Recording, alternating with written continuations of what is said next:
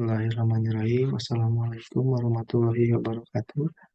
Perkenalkan, nama saya Aris Purwanugraha dengan NIM 120305514, jurusan Ilmu Hukum 7A. Baik, di sini saya akan mempresentasikan mata kuliah etika profesi hukum, yaitu mengenai kode etik mediator non-hakim. Yang pertama yaitu pengertian mediator non-hakim, yaitu mediator non-hakim adalah individu yang bertindak sebagai pihak netral untuk membantu menyelesaikan konflik atau sengketa antara dua atau lebih pihak. Mereka tidak memiliki latar belakang kehakiman atau gelar hakim dalam sistem peradilan formal. Sebaliknya, mereka memiliki keterampilan khusus dalam mediasi seperti kemampuan komunikasi yang baik, kepekaan terhadap dinamika konflik, dan keahlian dalam memfasilitasi proses perundingan. Untuk dasar hukumnya, mediator non-hakim Dasar hukum untuk mediator hakim dapat berbeda-beda tergantung pada yurisdiksi atau negara tertentu. Di, di banyak negara, regulasi atau undang-undang yang mengatur mediasi dan mediator umumnya mencakup kriteria untuk menjadi mediator, etika dan netralitas, serta prosedur mediasi. Beberapa dasar hukum yang umum terkait mediator non-hakim melibatkan yang pertama undang-undang mediasi. Sejumlah negara memiliki undang-undang khusus yang mengatur mediasi dan mediator, memberikan landasan hukum untuk prinsip-prinsip mediasi, kode etik profesional, terdapat kode etik atau norma perilaku profesional bagi mediator non-hakim yang menentukan standar etika, netralitas, dan integritas dalam melaksanakan mediasi. Terus proses pengangkatan dan pemberhentian mediator non-hakim. Yang pertama, proses pengangkatan mediator non-hakim, pendidikan dan pelatihan. Calon mediator non-hakim mengikuti pelatihan mediasi yang ditetapkan oleh lembaga atau badan mediasi yang berwenang. Terus yang kedua, kualifikasi mediator non-hakim memenuhi syarat kualifikasi yang mungkin mencakup pendidikan hukum atau pengalaman kerja tertentu sesuai ketentuan undang-undang atau regulasi setempat. Yang ketiga, pendaftaran atau aplikasi. Calon mediator mendaftar atau mengajukan aplikasi ke lembaga mediasi yang berwenang dengan melampirkan bukti pendidikan, pelatihan, dan kualifikasi mereka. Terus yang dalam proses pemberhentian mediator non-hakim, pertama, pelanggaran etika atau norma perilaku. Mediator non-hakim yang terbukti melanggar kode etik atau norma perilaku profesional dapat menghadapi pemberhentian. Terus yang kedua, evaluasi kinerja. Ada mekanisme evaluasi kerja yang melibatkan penilaian reguler terhadap kualitas mediasi yang dilakukan oleh mediator dan hakim. Terus yang ketiga, keluhan atau tuntutan. Pemberhentian dapat dipicu oleh keluhan serius dan pihak yang terlibat dalam mediasi atau tuntutan hukum terhadap mediator.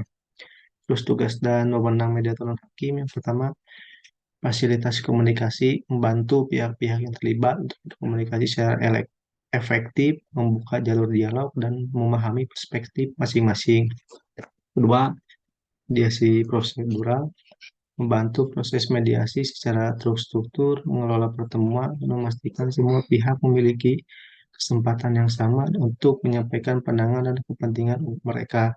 Terus netralitas, menjaga dan menunjukkan netralitas, tidak memihak pada salah satu pihak, dan memastikan bahwa mediasi berlangsung tanpa kecenderungan atau prasangka. Terus yang keempat, pendekatan kolaboratif, mendorong pihak-pihak untuk berpartisipasi secara aktif dan mencari solusi bersama dan merumuskan kesepakatan yang dapat diterima oleh manusia. Terus analisis konflik, memahami konflik, sumber konflik, membantu pihak-pihak mengidentifikasi isu-isu inti dan mengarahkan diskusi menuju penyelesaian yang memadai.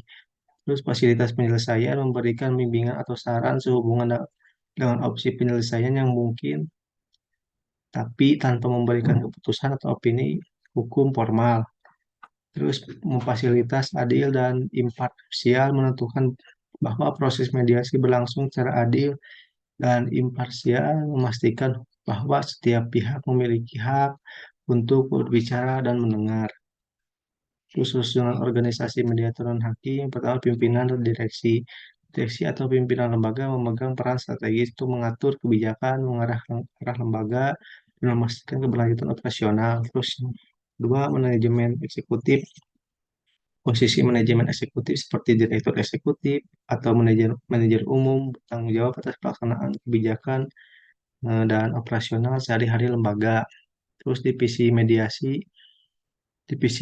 biasanya dipimpin oleh seorang direktur mediasi yang mengelola tim mediator dan hakim. Divisi ini bertanggung jawab atas pelanggaran mediasi dan kualitas layanan mediasi. Terus media latihan dan pengembangan, bagian ini fokus pada pengembangan keterampilan dan pengetahuan mediator dan hakim melalui program pelatihan dan workshop. Dipimpin oleh kepala pelatihan atau direktur pengembangan profesional. Divisi administrasi, divisi ini menangani aspek administratif seperti manajemen dokumen, pendaftaran kasus, dan koordinasi jadwal mediasi. Kepala administrasi atau manajer administrasi memimpin divisi ini. Kedudukan tugas dan fungsi mediator non-hakim.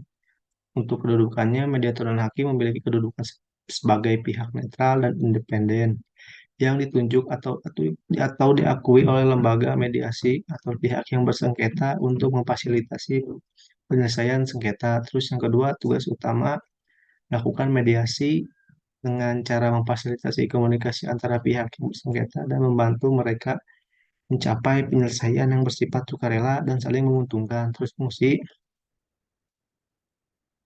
fungsinya fasilitas dialog, membantu pihak untuk berbicara secara terbuka, mendengar satu, satu sama lain, dan memahami perspektif masing-masing untuk identifikasi isu, membantu pihak mengidentifikasi isu-isu inti yang memicu konflik dan memfokuskan diskusi pada penyelesaian potensial.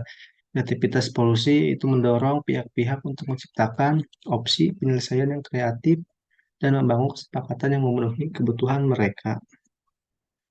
Untuk tata cara dan mekanisme penanganan pelanggaran, yang itu pengidentifikasian pelanggaran. Pelanggaran dapat diidentifikasi melalui berbagai cara seperti laporan dan dari pihak yang terlibat, pengamat mediasi atau pihak yang terlibat dalam proses mediasi.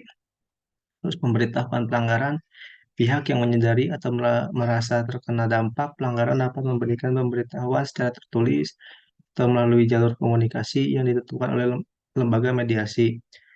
Untuk selanjutnya, preliminary review, lembaga mediasi melakukan tinjauan awal untuk menilai keparahan pelanggaran dan apakah pelanggaran tersebut memerlukan investigasi lebih lanjut.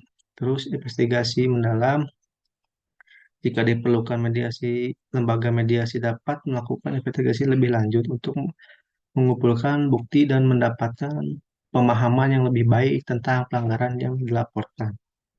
Terus yang terakhir, tata tertib persidangan pelanggaran kode etik. Pertama, pembentukan panel atau komite etika. Membentukan panel atau komite etika yang terdiri dari individu yang berkompeten dan netral untuk menyelidiki pelanggaran kode etik, mediator, dan hakim. Terus notifikasi dan pendaftaran, pihak yang menyadari atau melaporkan kode etik, mediator dan hakim diminta untuk memberikan notifikasi secara tertulis pada lembaga mediasi. Pendaftaran persidangan juga dilakukan. Terus penilaian preliminary, panel etika melakukan penilaian awal untuk menentukan apakah dasar yang cukup untuk memulai persidangan resmi. Jika tidak, laporan pelanggaran mungkin ditutup. Terus pemberitahuan kepada mediator. Mediator yang dianggap melakukan pelanggaran kode etik diberikan pemberitahuan tertulis tentang pelanggaran yang dilaporkan dan diminta untuk memberikan tanggapan. Mungkin sekian terima kasih dari saya. Wassalamualaikum warahmatullahi wabarakatuh.